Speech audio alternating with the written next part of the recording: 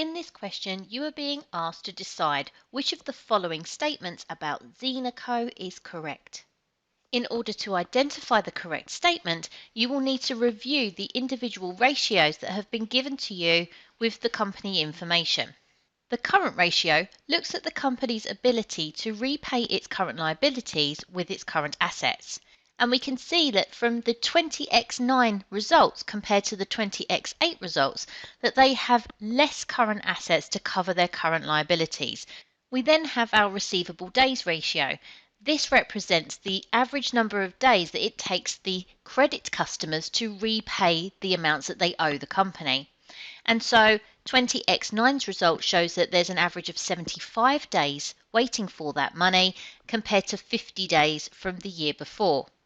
This is a substantial increase, and it's taking them longer to receive the payments from credit customers. The payable days ratio represents the number of days on average it takes them to pay their own suppliers.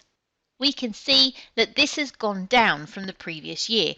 Currently, we're showing 30 days on average to repay the amounts compared to 45 days from the year before. This teamed up with the receivable days ratios suggests that there could be cash flow problems where they're waiting for so long for their credit customers to pay them, and yet they're paying their suppliers so frequently. And finally, the ratio inventory turnover represents the average number of days that they are holding their inventory before it's being sold. We can see that this year's results is showing 42 days compared to last year, which was 35 days. So they're holding on to their inventory for longer. Looking at the statements that we have to decide upon, the first one says that Xena is taking longer to pay suppliers in 20x9. We can see that this isn't true because 30 days on average in the current year compared to 45 days suggests that they have shortened the time to repay suppliers.